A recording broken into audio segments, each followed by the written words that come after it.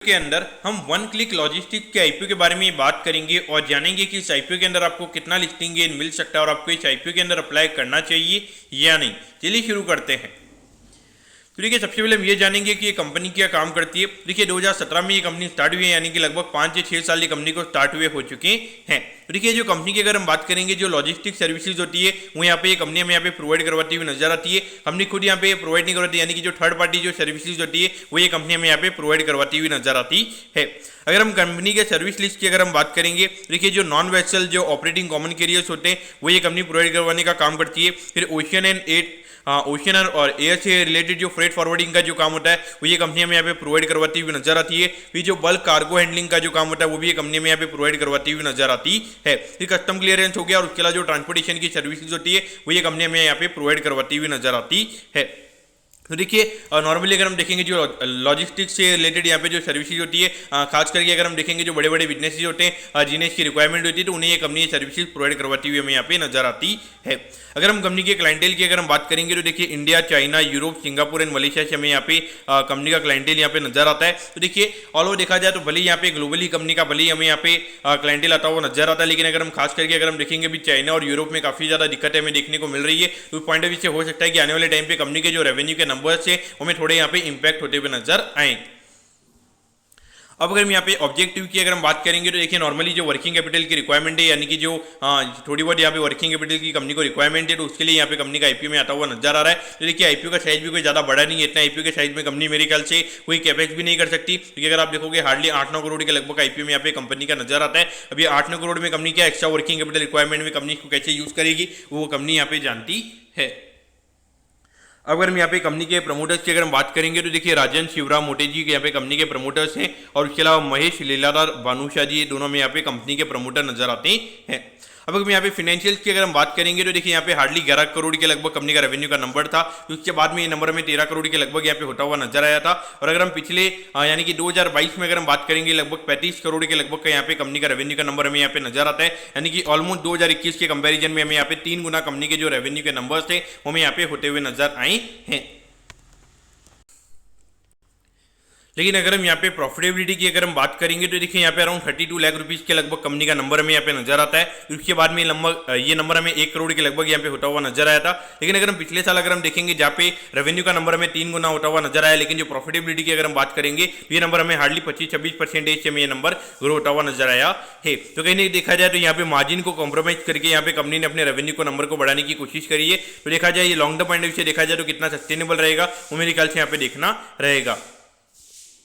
अब अगर हम आईपीओ की डिटेल्स के बारे में अगर हम बात करेंगे तो देखिए 27 तारीख को ये आईपीओ में ओपन होता हुआ नजर आएगा, यानी कि कल ही आईपीओ में ओपन होता हुआ नजर आएगा और 3 तारीख को ये आईपीओ में क्लोज होता हुआ नजर आएगा। यहाँ पे 99 रुपीज पर शेयर पे कंपनी में शेयर देती हुई नजर आ रही है और 1200 शेयर्स का हमें यहाँ पे लॉट नजर आता है, यानी कि एक लॉट को अप्लाई करने के लिए यहाँ पे 1,18,800 रुपये आपको यहाँ पे लगने वाली है।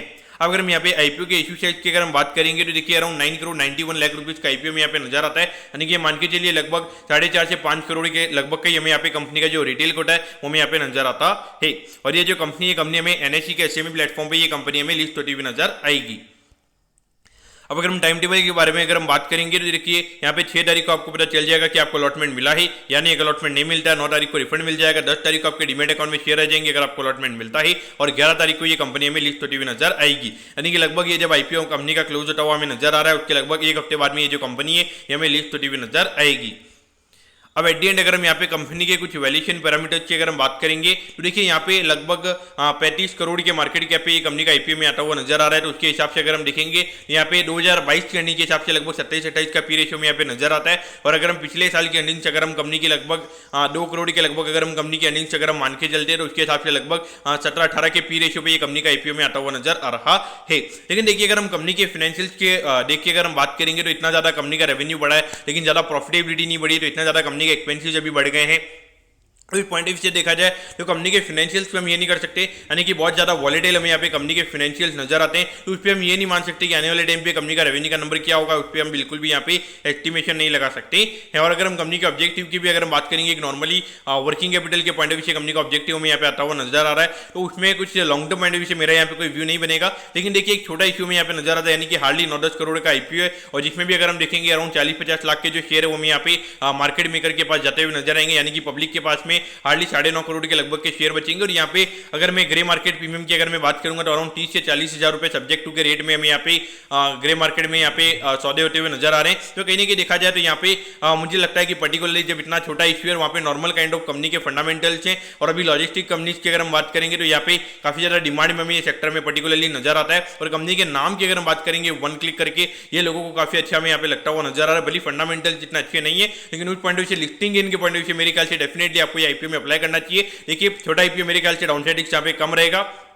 और उस पॉइंट ऑफ व्यू से और जिस तरीके से अभी हमें 25-30 हजार पे सब्जेक्ट टू में यहाँ पे ग्रे मार्केट में सौदे होते हुए नजर आ रहे हैं। मुझे लगता है कि पर्टिकुलरली ये जो कंपनी है ये हमें प्रीमियम पे लिस्ट होती हुई नजर आएगी। तो उस पॉइंट ऑफ व्यू से अगर आपको लिस्टिंग इनके लिए अगर आपको अप्लाई करना है तो मेरे ख्याल से डेफिनेटली आपने इसे अप्लाई करना चाहिए। लेकिन long term point of view से मेरे ख्याल से इतना ज्यादा कुछ इंटरेस्टिंग ये कंपनी में नजर नहीं आता है। यानी कि अगर आप लिस्टिंग इनके लिए अप्लाई करते हो अगर आपको अलॉटमेंट मिलती है लिस्टिंग इन आपको सेल कर देना चाहिए। उसके बाद में ये कंपनी को आपको भूल जाना चाहिए। और अगर आपको अलॉटमेंट नहीं मिलती तो ऐसा नहीं कि आप लिस्टिंग डे के दिन जाकर आप बाय कर रहे हो, वो भी मेरे ख्याल से नहीं करना चाहिए। जो भी इसमें मेरे ख्याल से होना होगा वो लिस्टिंग डे के दिन हो जाएगा या फिर उसकी 1-2 दिन बाद हो जाएगा। उसके बाद में ये कंपनी हमें नॉर्मली ट्रेड होती हुई नजर आएगी या फिर हो सकता है कि उसके बाद में डाउनसाइड नीचे भी हमें आती हुई नजर आए। तो इस पॉइंट ऑफ व्यू से आपने इसे देखना चाहिए। तो दोस्तों मैं होप करता हूं कि वन क्लिक लॉजिस्टिक्स के आईपीओ के बारे में आपको सब कुछ समझ में आ गया होगा। अगर आपकी कोई भी क्वेरीज है आप कमेंट कीजिए, मैं जरूर आपके कमेंट पर रिप्लाई करूंगा। ओके दोस्तों, thank you, have a nice day.